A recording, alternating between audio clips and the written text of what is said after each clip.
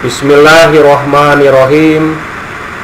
Assalamualaikum warahmatullahi wabarakatuh. Alhamdulillahirabbil alamin. Alhamdulillahilladzi hadana lihada wa ma kunna linahtadiya an hadanallah. Asyhadu an la ilaha illallah wa asyhadu anna Muhammadan abduhu wa rasulullah. Allahumma sholli ala Muhammad wa ala ali Muhammad. Rabbi sholli sholli wa yassirli amri lahu uqdatan min lisani yafqahu qawli. Rabbi zidni ilman warzuqni fahman birahmatika ya arhamar rahimin. Alhamdulillah, pada kesempatan yang berbahagia ini Bapak bisa bertemu dengan siswa-siswi baru SMK pada tahun pelajaran 2021-2022. Marilah kita awali niat belajar karena Allah Subhanahu wa Ta'ala. Yang kedua, mari kita berdoa menuntut ilmu. Rabbi zidni ilman warzuqni fahman. Alhamdulillah, pada kesempatan yang berbahagia ini Bapak diminta untuk menjelaskan materi tentang pendidikan anti korupsi. Nama Bapak Weng Yanto, panggilan Pak Weng. Sehari-hari menyampaikan materi tentang pendidikan agama Islam dan budi pekerti. Anak-anakku sekalian, kita mesti mengetahui dulu latar belakang adanya anti korupsi. 21 tahun setelah reformasi tahun 1998, terciptanya pemerintahan yang bersih tanpa KKN belum dapat terrealisasikan dengan baik. Alih-alih memberantas korupsi, namun tindak pidana korupsi justru dilakukan oleh para penyelenggara negara, anggota legislatif, dan pihak-pihak lain. Para penyelenggara negara dengan modus dan cara yang lebih sistematik dengan melibatkan berbagai elemen termasuk aparatur negara. Definisi korupsi secara etimologi berasal dari bahasa Latin, yaitu corrumpere atau corruptio atau corruptus, yang bermakna menghancurkan. Kemudian secara terminologi, korupsi artinya menerima uang sogok, menyelewengkan uang atau barang milik perusahaan atau negara, menerima uang dengan menggunakan jabatan untuk kepentingan pribadi. Jadi pengertian korupsi adalah tindakan penyalahgunaan kekuasaan untuk kepentingan pribadi yang dapat merugikan orang lain ataupun menghancurkan institusi negara. Orang yang melakukan korupsi disebut dengan koruptor. Pengertian korupsi menurut beberapa ahli. Menurut pendapat David M. Chalmers, tindakan-tindakan manipulasi dan keputusan mengenai keuangan yang membahayakan ekonomi, finansial, manipulation and decision injurious to the economy are often labeled corrupt. Sedangkan menurut J.J. Centuria, penyalahgunaan kekuasaan pemerintahan untuk keuntungan pribadi, the misuse of public power for private profit. Nah, itu adalah definisi menurut beberapa ahli. Menurut Syed Hussein Alatas, tindakan yang meliputi penyuapan,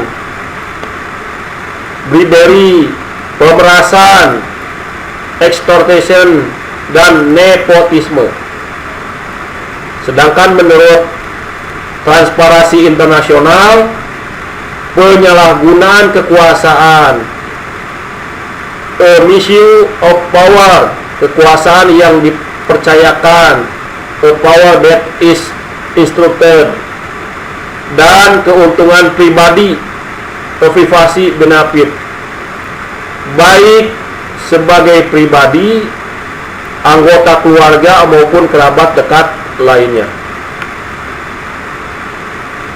Teori Man and Scam Robert Merton menyatakan bahwa korupsi merupakan suatu perilaku manusia yang diakibatkan oleh tekanan sosial sehingga menyebabkan pelanggaran norma-norma. Sedangkan teori solidaritas sosial, teori lain yang menjabarkan terjadinya korupsi adalah teori solidaritas sosial yang dikembangkan oleh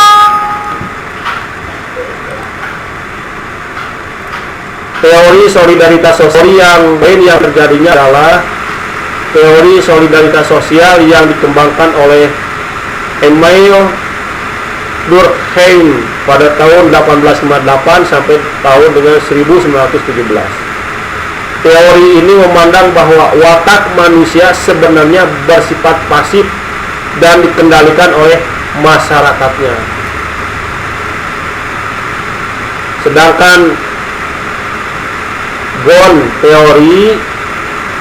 teori yang juga membahas mengenai perilaku korupsi dengan baik dihadirkan oleh Jack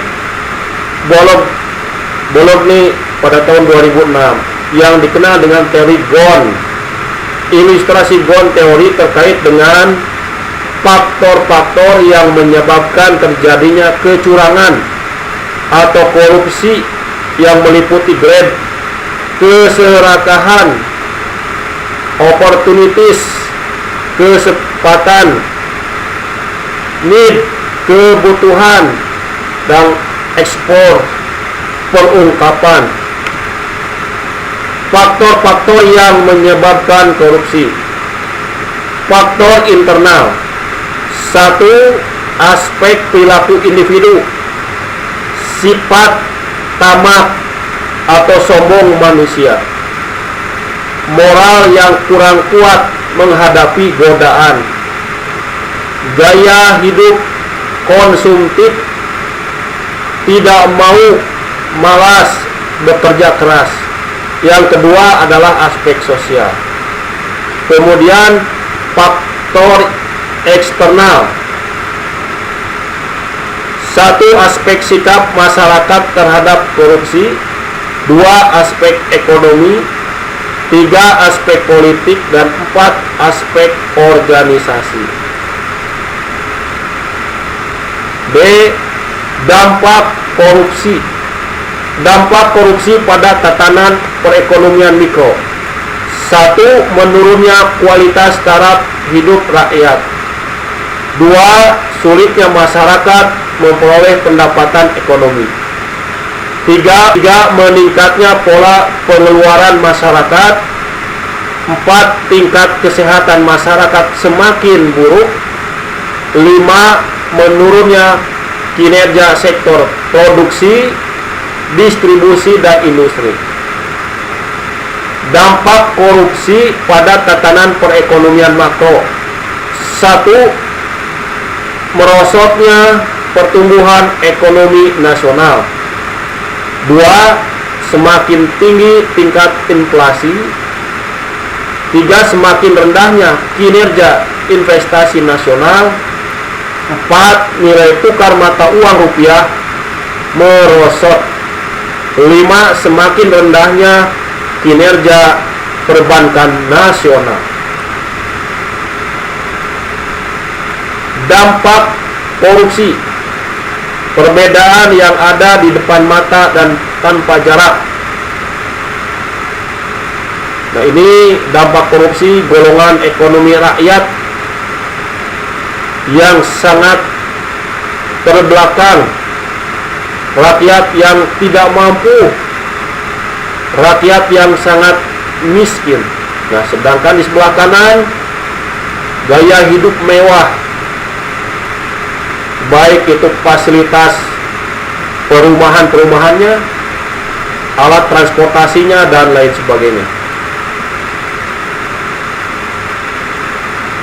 Hambatan penanganan korupsi, hambatan struktural bersumber dari praktek-praktek penyelenggara negara atau pemerintahan.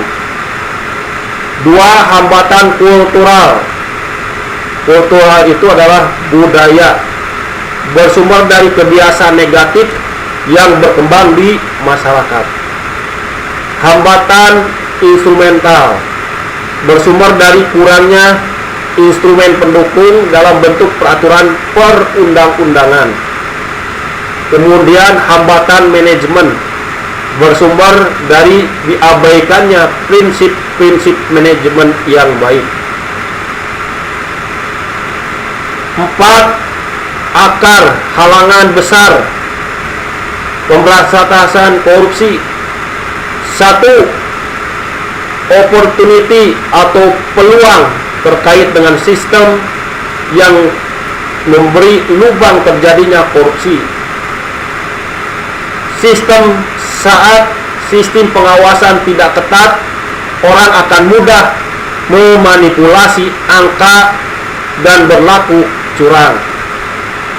Need, kebutuhan, sikap mental yang tidak pernah merasa cukup dan selalu memiliki kebutuhan yang tak pernah usai. Expose, berkaitan dengan hukuman pada perilaku korupsi yang rendah. Pemberantasan korupsi.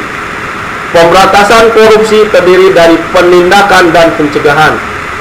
Upaya pemberantasan korupsi belum menunjukkan hasil yang optimal dan oleh karena itu perlu ditingkatkan.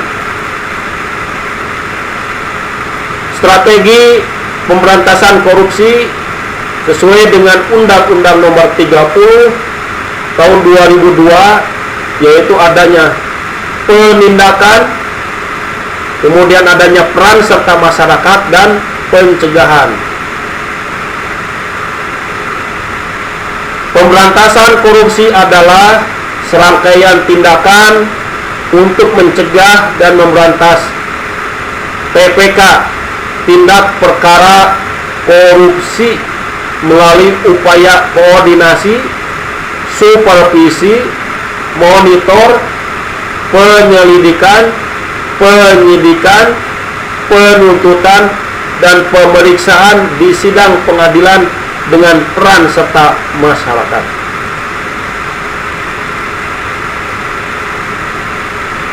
Subjek pemberantasan korupsi sesuai dengan Peraturan Pemerintah Nomor 71 Tahun 2000 tentang peran serta masyarakat adalah peran aktif perorangan, organisasi masyarakat, atau lembaga swadaya masyarakat dalam pencegahan dan pemberantasan tindak pidana korupsi. Clean government and good government, bersih pemerintahan dan pemerintahan yang baik, yaitu adanya aparat pemerintahan, masyarakat dan mahasiswa, sektor swasta. Jadi sektor swasta kepada aparatur pemerintahan, aparatur pemerintahan kepada sektor swasta. Begitupun sektor swasta kepada masyarakat dan mahasiswa, masyarakat mahasiswa kepada sektor swasta. Aparat pemerintah kepada masyarakat dan mahasiswa, begitupun masyarakat mahasiswa kepada aparat pemerintah. Peran serta tidak permisif. Nah, ini yang diinginkan, bersih pemerintahan, pemerintahan yang bersih dan pemerintahan yang baik.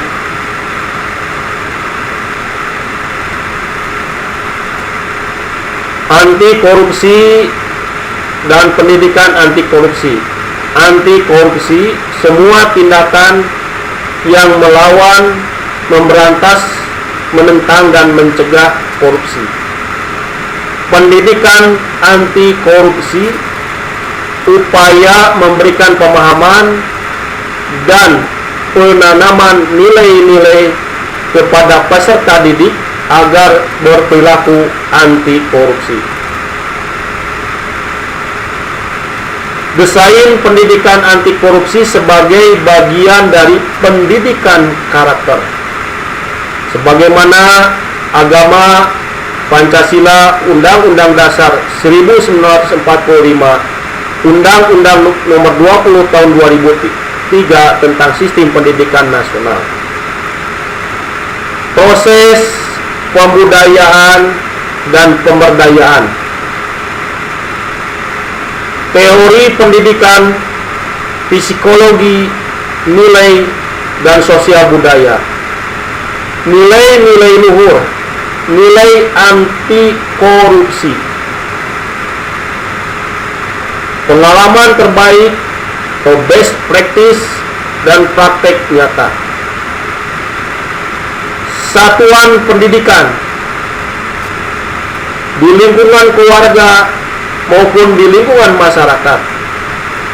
Adanya intervensi di satuan pendidikan, keluarga maupun masyarakat. Pembiasaan di satuan pendidikan, yang dimaksud dengan satuan pendidikan adalah lingkungan sekolah,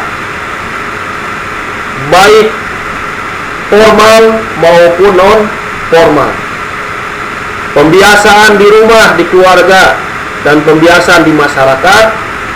Kemudian perilaku berkarakter, yaitu perilaku anti korupsi. Adanya perangkat pendukung, kebijaksanaan, pedoman, sumber daya, lingkungan, sarana dan prasarana, kebersamaan, komitmen pemangku kepentingan. Jadi ada komitmen bersama pengambil kebijakan, yaitu pemerintahan di tingkat pusat sampai dengan pemerintah tingkat desa. Pentingnya pendidikan anti korupsi, peran serta mahasiswa, peran serta pelajar dalam upaya pemberantasan korupsi akan maksimal jika mahasiswa atau pelajar memahami pengetahuan tentang korupsi dan upaya pemberantasannya, menerapkan nilai-nilai anti korupsi dalam dirinya. Dapat melalui pendidikan. Nah, ini solusinya adalah melalui pendidikan dan juga contoh nyata. Mengapa pendidikan anti korupsi pendekatan yang dipakai?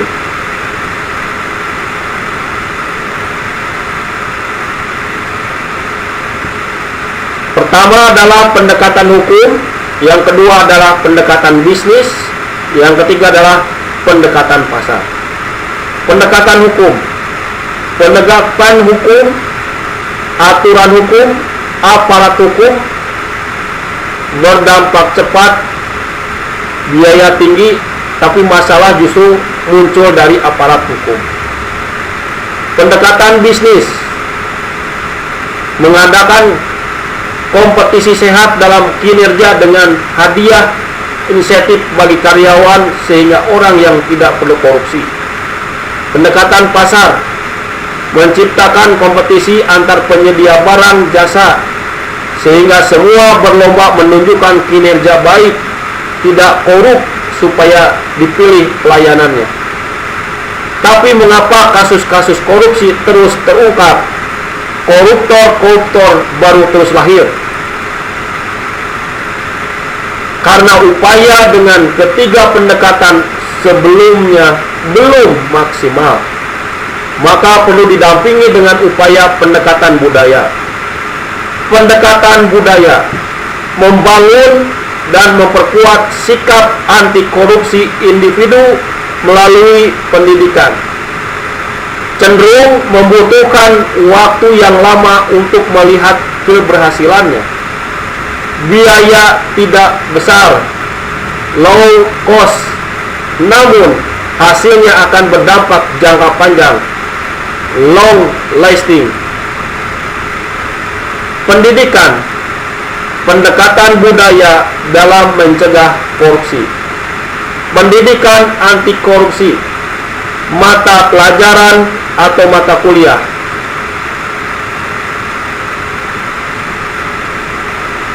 Mata pelajaran atau mata kuliah secara tersendiri atau independen maupun secara sisipan.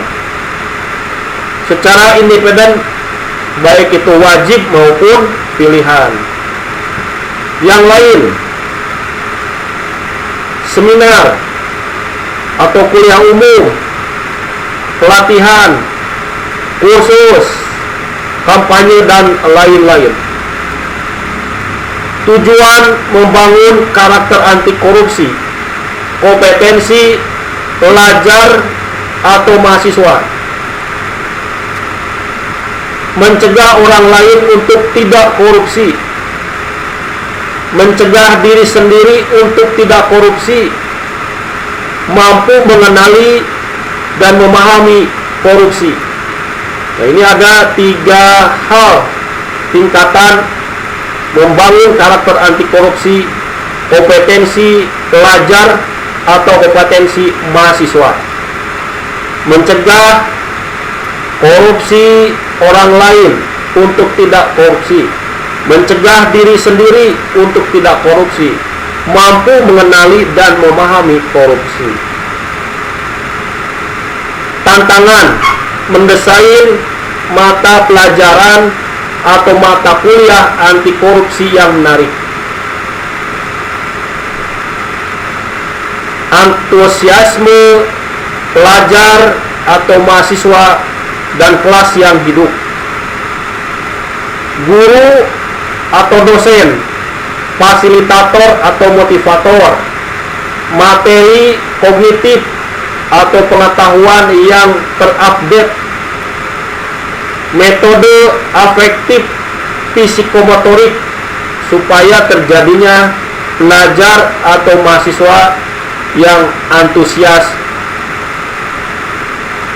Mengukur karakter,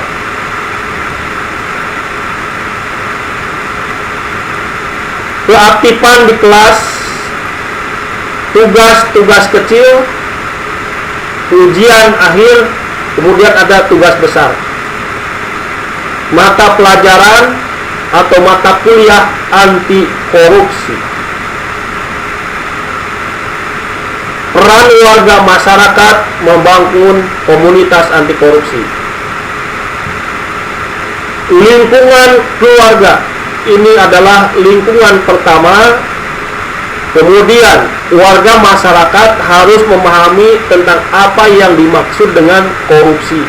Kemudian lingkungan masyarakat juga harus memahami tentang apa yang dimaksud dengan korupsi. Mengenai dan memahami korupsi, mencegah diri sendiri, mencegah orang lain. Nah, di sini ada amar ma'ruf nahi munkar, mengajak kepada yang baik dan mengajak menghindari untuk berbuat yang salah, berbuat yang jahat, yaitu amar ma'ruf nahi munkar. Mencegah diri sendiri, mencegah orang lain, mengenal dan memahami korupsi. Nah, ini pendidikan anti korupsi. Program pendidikan anti korupsi, visi terwujudnya pelajar atau sarjana Indonesia berkarakter bersih korupsi. Misi meningkatkan pengetahuan dan pemahaman mahasiswa atau pelajar terhadap bahaya korupsi. Meningkatkan kesadaran pelajar mahasiswa terhadap bahaya korupsi. Meningkatkan peran pelajar dan mahasiswa dalam gerakan anti korupsi. Melakukan pendidikan dan pengajaran anti korupsi. Tujuan kuliah pendidikan anti korupsi, membangun budaya anti korupsi di kalangan pelajar atau mahasiswa dengan memberikan pengetahuan tentang korupsi dan pemberantasannya, menanamkan nilai-nilai anti korupsi, menyiapkan pelajar maupun mahasiswa sebagai agen of change, agen pembaharu bagi kehidupan masyarakat dan bernegara yang bersih dari bebas korupsi. Standar kompetensi: 1. Pelajar atau mahasiswa mampu mengenali dan memahami korupsi. 2. Mahasiswa pelajar mampu mencegah diri sendiri agar tidak melakukan korupsi. 3. Pelajar atau mahasiswa mampu mencegah orang lain, mengajak orang lain untuk tidak melakukan korupsi. Bentuk pembelajaran atau perkuliahan pendidikan anti korupsi: menyampaikan materi oleh guru, oleh dosen, oleh tutor, oleh narasumber, oleh instruktur. Kuliah umum dari para tokoh pemberantas korupsi, pemutaran film dan diskusi. Tugas disesuaikan dengan kekhasan sekolah masing-masing. Adanya observasi, karya tulis dan karya teknologi. Materi pendidikan dasar anti korupsi terdiri dari 1. Pengertian korupsi, 2. Faktor penyebab korupsi, 3. Dampak masif korupsi, 4. Nilai dan prinsip anti korupsi, 5. Upaya pemberantasan korupsi, 6. Gerakan, kerjasama dan instrumen internasional pencegahan korupsi, 7. Tindak pidana korupsi dalam peraturan perundang-undangan Indonesia, 8. Peran pelajar dan mahasiswa dalam gerakan anti korupsi. Nilai-nilai anti korupsi: 1. Kejujuran, 2. Kepedulian, 3. Kemandirian, 4. Kedisiplinan, 5. Tanggung jawab, 6. Kerja keras, 7. Kesederhanaan, 8. Keberanian, 9. Keadilan. 9 nilai anti korupsi menurut Komisi Pemberantasan KPK. Nilai jujur. Contoh indikator: 1. Berbicara dan berbuat sesuai dengan fakta atau konsisten. 2. Tidak melakukan perbuatan curang. 3. Tidak berbohong. 4. Tidak mengakui milik orang lain sebagai miliknya. Disiplin. Berkomitmen untuk selalu berperilaku konsisten dan berpegang teguh pada aturan yang ada dalam semua kegiatan. Tanggung jawab.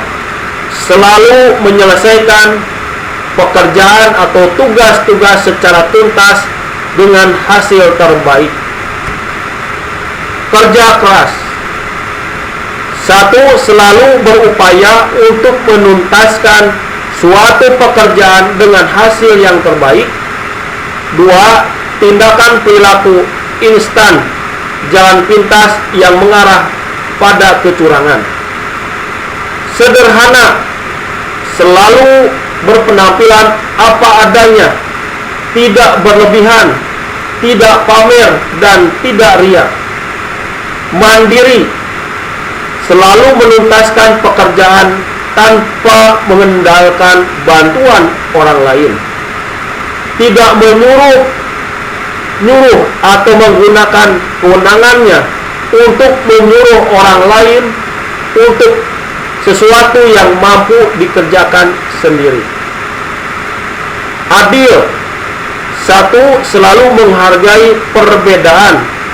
2. Tidak pilih kasih. 4. Berani jujur, berani menolak ajakan untuk berbuat curang, berani melaporkan adanya kecurangan, berani mengakui kesalahan. Peduli, menjaga diri dan lingkungan agar tetap konsisten dengan aturan yang berlaku, selalu berusaha untuk menjadi teladan dalam menegakkan disiplin, kejujuran, dan tanggung jawab. Prinsip-prinsip anti korupsi: akuntabilitas, transparansi, kewajaran, kebijakan, kontrol kebijakan. Peran serta pelajar, mahasiswa maupun masyarakat. 1. Pemberantasan korupsi terutama pencegahan perlu dilakukan peran serta pelajar, mahasiswa maupun masyarakat lainnya. Pelajar atau mahasiswa mempunyai potensi besar untuk menjadi agen perubahan dan motor penggerak gerakan anti korupsi nasional. Peran serta pelajar, peran serta mahasiswa dalam pemberantasan korupsi: 1. Menjaga diri dan komunitas pelajar atau mahasiswa bersih dari korupsi dan perilaku koruptif. 2. Membangun dan memelihara gerakan anti korupsi. Peran pelajar, peran mahasiswa dalam pemberantasan korupsi: 1. Pencegahan, pendidikan anti korupsi, pendidikan karakter, kampanye ujian bersih, opini, gagasan atau ide, metode pencegahan dan pemberantasan korupsi, mengangkat isu korupsi lokal nasional ke media.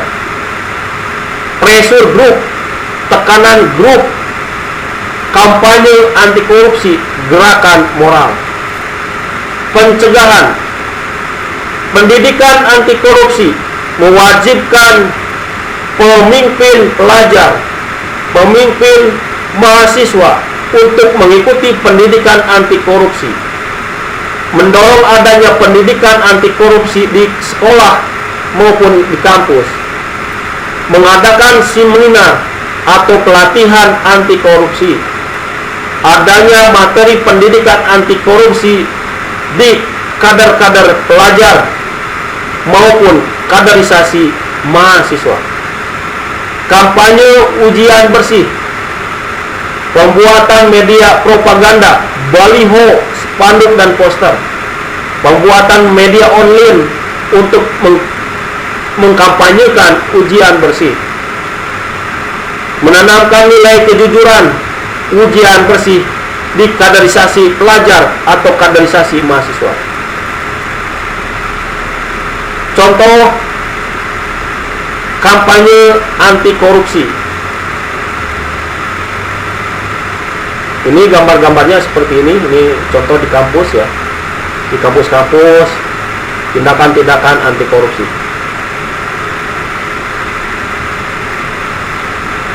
Opini, gagasan atau ide.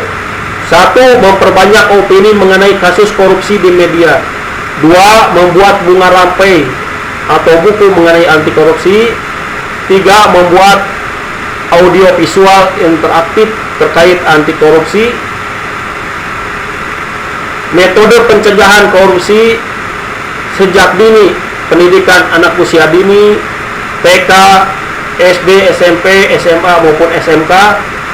Membuat korps anti korupsi di tingkat sekolah menengah kejuruan, sekolah menengah atas maupun di tingkat universitas. Adanya tata etika dan norma di antara pelajar dan mahasiswa. Mengangkat isu korupsi lokal, nasional.